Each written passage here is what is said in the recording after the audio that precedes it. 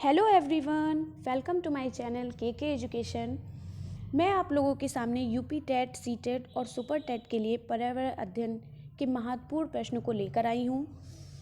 तो मेरे चैनल के साथ जुड़े रहने के लिए मेरे चैनल को लाइक, सब्सक्राइब और शेयर कर लें ताकि आने वाली वीडियो को आप देख सकें।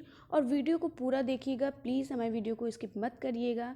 तो चलिए शुरू करते हैं पर्यावरण अध्ययन के महत्वपूर्ण प्रश्नों को। प्रश्न नंबर 1 पर आते हैं। प्रश्न नंबर 1 है, जल में लवण मिलाने पर क्या होता है? नंबर 1, क्वथनांक में वृद्धि हो जाती है। नंबर 2, क्वथनांक में कमी आ जाती है। नंबर 3, क्वथनांक पर कोई प्रभाव नहीं पड़ता है। और नंबर 4, हिमांक में वृद्धि होती है। तो जल्दी से बताइए कि इसमें से कौन सा आंसर है।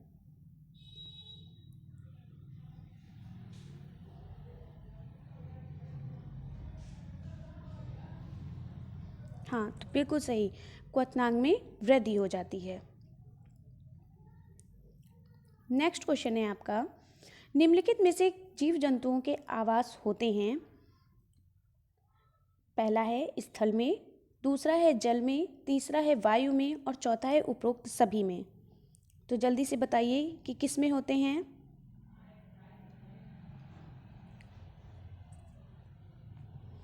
हाँ, बिल्कुल सही, उपरोक्त सभी में, क्योंकि सभी जीव जंतु, कुछ जीव जंतु स्थल में रहते हैं, कुछ वायु में रहते हैं, कुछ जल में रहते हैं। ठीक है, आते हैं नेक्स्ट क्वेश्चन के साथ। प्रश्न नंबर 3 है आपका, राजस्थान में बनाए जाने वाले मिट्टी के घरों में उनकी छतों को बनाने वाली आवश्यक सामग्री क्या है? नंबर 1, पत्थर। नंबर 2, कटीली झाड़ियाँ। नंबर 3, लकड़ी। नंबर 4, सीमेंट की ईंटें। तो आपको पता है कि राजस्थान में बनाए जाने वाले मिट्टी के घरों में उनकी छतों को बनाने वाली आवश्यक सामग्री क्या होती है? कटीली झाड़ियाँ। चलिए चलते हैं नेक्स्ट क्वेश्चन पर। अब आपका है प्रश्न नंबर 4, फूल गोभी का खाने योग्य भाग कौन सा है? नंबर 1, फल। नंबर 2, कलिका। नंबर 3, पुष्प। नंबर 4, पुष्प क्रम। तो फूल गोभी का खाने योग्य भाग कौन सा है, जल्दी से बताइए। हाँ, बिल्कुल सही, पुष्प क्रम। हम फूल गोभी के कौन से भाग को खाते हैं? पुष्प क्रम को खाते हैं। चलिए चलते हैं अगले क्वेश्चन पर। चलिए देखिए, प्रश्न नंबर 5, रिकेट्स प्रायः होता है बच्चों में। नंबर 2, किशोरों में। नंबर 3, युवाओं में। नंबर 4, प्रौढ़ों में। तो आपको पता है कि रिकेट्स रोग जो होता है वो बच्चों में पाया जाता है। क्या होता है, इससे बच्चों का पेट निकल आता है, पसलियाँ दिखने लगती हैं, हाथ पैर कमज़ोर हो जाते हैं, झुर्रियाँ पड़ जाती हैं। इस तरीके से बच्चों में रिकेट्स रोग हो जाता है, भूख नहीं लगती है, बच्चे बहुत कमज़ोर हो जाते हैं। ठीक है, तो ये रिकेट्स रोग के क्या है, लक्षण होते हैं। तो ये रोग किस में पाया जाता है? बच्चों में पाया जाता है। चलिए चलते हैं नेक्स्ट क्वेश्चन पर। नेक्स्ट क्वेश्चन है प्रश्न नंबर 7, निम्न में से किस स्थान पर महाकुंभ मेला लगता है? बहुत ही महत्वपूर्ण प्रश्न है, UP TET, C TET, super TET सभी के लिए बहुत ही महत्वपूर्ण प्रश्न है। जल्दी से बताइए। नंबर 1, अयोध्या में। Number 2, Hyderabad. Number 3, Karnataka. Number 4, Nashik. तो आपको पता है कि महाकुंभ मेला जो होता है वो हमारे कहाँ लगता है? जल्दी से बताइए आंसर।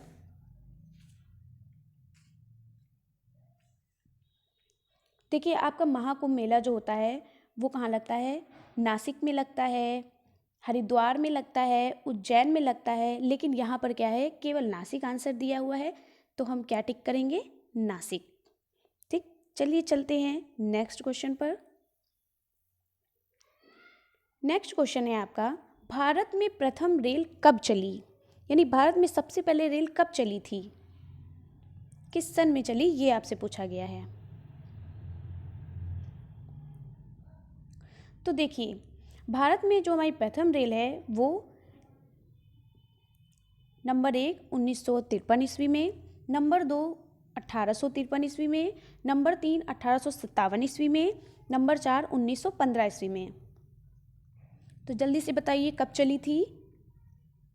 हाँ, बिल्कुल सही आंसर, 1853 ईस्वी में। भारत की प्रथम रेल कब चली थी? 1853 ईस्वी में। और कब, कहाँ से कहाँ तक चली थी? मुंबई से ठाणे की ओर। ठीक, चलते हैं नेक्स्ट क्वेश्चन पर। ये सभी आपके बहुत महत्वपूर्ण प्रश्न हैं, इनको ध्यान से पढ़िएगा। ये आपके UP TET, C TET, super TET, जितने भी एग्ज़ाम होते हैं सब में आता है, चाहे वो डीएलएड हो, कोई भी एग्ज़ाम हो आपका, ये सभी में आते हैं क्वेश्चन। ये बहुत ही महत्वपूर्ण प्रश्न हैं। चलिए नेक्स्ट क्वेश्चन देखिए। भारत में प्रथम रेल किन स्थानों के मध्य चली थी? चलिए ये देखिए, अभी आपने पीछे पढ़ा था भारत में प्रथम रेल कब चली थी, तो आपने पढ़ा 1853 में। किस स्थान के, मतलब किन किन स्थानों के मध्य चली थी, तो क्या बताना है। अभी मैंने आपको बताया किन किन स्थानों के मध्य चली थी। मुंबई से मुंबई से ठाणे की ओर। चलिए नेक्स्ट क्वेश्चन पर आते हैं। प्रश्न नंबर 10, सहकारिता की प्रथम पाठशाला किसे माना गया है? बहुत ही इंपॉर्टेंट क्वेश्चन है ये आपका। यूपी टेट में तो इस तरीके के क्वेश्चन बहुत आते हैं कि सहकारिता की प्रथम पाठशाला किसे माना गया है। चाहे यूपी टेट हो, वो चाहे सुपर टेट हो, ये क्वेश्चन, इस तरीके के पर्यावरण के क्वेश्चन बहुत आते हैं। सहकारिता की प्रथम पाठशाला किसे माना गया है? नंबर 1 परिवार को, नंबर 2 गांव को, नंबर 3 जिला को, नंबर 4 राज्य को। तो आप लोगों को पता है कि बच्चे जो होते हैं कहाँ सीखते हैं? सबसे पहले परिवार से सीखते हैं, अपने माता पिता से सीखते हैं, अपने भाई बहन से सीखते हैं। सबसे पहले बच्चे किससे सीखते हैं? परिवार से सीखते हैं। तो सहकारिता की प्रथम जो पाठशाला होती है वो क्या होती है? परिवार होती है। चलिए आगे बढ़िए। अब आपका नेक्स्ट क्वेश्चन है प्रश्न नंबर 11, महाबलीपुरम के रथ मंदिर का निर्माण किसने करवाया था? ये आपका UP TET, C TET, super TET में बहुत आता है। जितने भी क्वेश्चन हैं सब UP TET, super TET, C TET इसी में आते हैं। मैं महत्वपूर्ण क्वेश्चन को लेकर ही आई हूँ, जो आपके पेपर में आने की संभावना है और आए हुए हैं, उन्हीं को मैं आपके सामने लेकर आई हूँ। तो जल्दी से बताइए, महाबलीपुरम के रथ मंदिर का निर्माण किसने करवाया था? नरसिंह वर्मन प्रथम ने, नरसिंह वर्मन द्वितीय ने, महेंद्र वर्मन ने, सिंह विष्णु ने।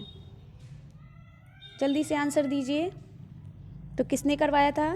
नरसिंह वर्मन प्रथम ने करवाया था। चलिए चलते हैं अगले प्रश्न पर। दक्षिण की गंगा किसको कहा जाता है? गोदावरी नदी, नंबर 2 कावेरी नदी, नंबर 3 कृष्णा नदी, नंबर 4 शरावती नदी। तो जल्दी से आंसर दीजिए कि दक्षिण की गंगा किसको कहा जाता है? बिल्कुल सही, गोदावरी नदी को। चलिए चलते हैं अगले प्रश्न पर। प्रश्न नंबर 13 है, सामाजिक जीवन की प्रथम पाठशाला की संज्ञा निम्न में से किसे दी जाती है? देखिए अभी आपने ऊपर पढ़ा था सहकारिता की प्रथम पाठशाला किसे माना गया है, तो अब देखिए उसी तरीके से ये दूसरा भी आपका प्रश्न आया हुआ है कि सामाजिक जीवन की प्रथम पाठशाला की संज्ञा निम्न में से किसे दी जाती है। तो देखिए कभी कभी ऐसे पूछ लेता है कि बालक की प्रथम पाठशाला कौन सी होती है, सहकारिता की प्रथम पाठशाला, सामाजिक जीवन की प्रथम पाठशाला। तो आपको पता है कि बालक या किसी भी तरीके से आपसे क्वेश्चन पूछता है, लेकिन आपको ये पता है कि आप सबसे पहले कहाँ से सीखते हैं। तो आपको ये दिमाग में रहना चाहिए कि हम सबसे पहले कहाँ सीखते हैं? परिवार से सीखते हैं। तो हमारा आंसर क्या होगा? परिवार। वो आपसे किसी भी तरीके से घुमा कर पूछे, लेकिन आपका आंसर एक ही होगा, क्यों सबसे पहले बालक कहाँ सीखता है? परिवार से सीखता है। चलिए चलते हैं अगले प्रश्न पर। भारत की सबसे लंबी नदी कौन है? बहुत महत्वपूर्ण प्रश्न है। नंबर 1 गंगा नदी, number 2 Brahmaputra, number 3 Kaveri, number 4 Godavari.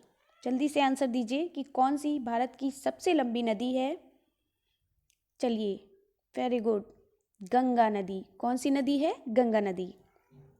चलिए चलते हैं अगले प्रश्न पर। मानव द्वारा लाई गई पहली फसल थी।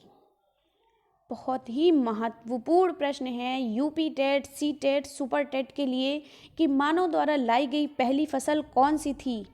नंबर 1 चावल, नंबर 2 गेहूं, नंबर 3 जौ, नंबर 4 ये सभी। अब आप लोग कंफ्यूज हो रहे होंगे कि ये तीनों हैं, लेकिन बिल्कुल गलत। कौन सा है आंसर? गेहूं। मानव द्वारा लाई गई पहली फसल कौन सी थी? गेहूं है। चलिए चलते हैं अगले प्रश्न पर।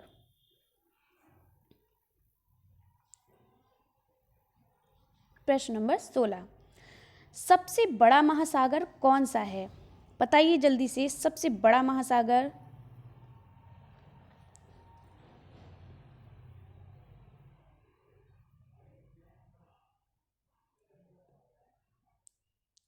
नंबर 1 प्रशांत महासागर, नंबर 2 अटलांटिक महासागर, नंबर 3 आर्कटिक महासागर, नंबर 4 हिंद महासागर। जल्दी से बताइए।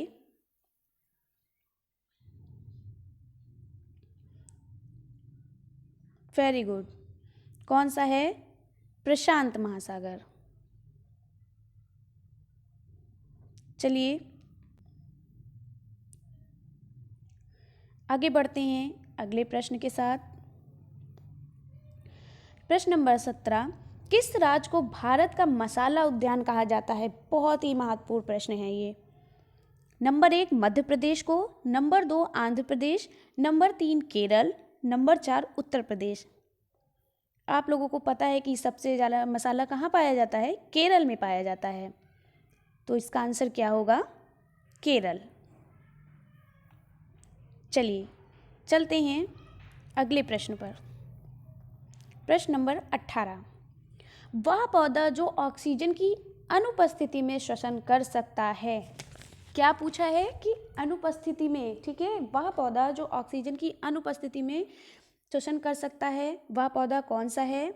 नंबर 1 गुलाब, नंबर 2 क्लोरेला, नंबर 3 सूरजमुखी और नंबर 4 आलू। जल्दी से आंसर दीजिए कि कौन सा है आपका वह पौधा जो ऑक्सीजन की अनुपस्थिति में भी श्वसन कर सकता है। हाँ, क्या है आपका? क्लोरेला। बिल्कुल सही। क्या है? क्लोरेला। क्लोरेला एक ऐसा पौधा है जो ऑक्सीजन की अनुपस्थिति में भी श्वसन कर सकता है। अगला प्रश्न आपका है, मधुमक्खी पालन कहलाता है। क्या कहलाता है मधुमक्खी पालन? Number 1 apiculture, number 2 pisciculture, number 3 silviculture, number 4 horticulture. तो मधुमक्खी पालन क्या कहलाता है? एपीकल्चर। ठीक, आगे बढ़ते हैं, अगले प्रश्न को देखते हैं। ये आपका लास्ट प्रश्न है। देखिए प्रश्न नंबर 20, विश्व स्वास्थ्य संगठन का मुख्यालय कहाँ है? जल्दी से बताइए। तो विश्व स्वास्थ्य संगठन का मुख्यालय कहाँ है? Number 1 New York, number 2 Paris, number 3 Geneva, number 4 London. तो आपको पता है विश्व स्वास्थ्य संगठन WHO आपका कहाँ है? जेनेवा में। कहाँ है? जेनेवा में।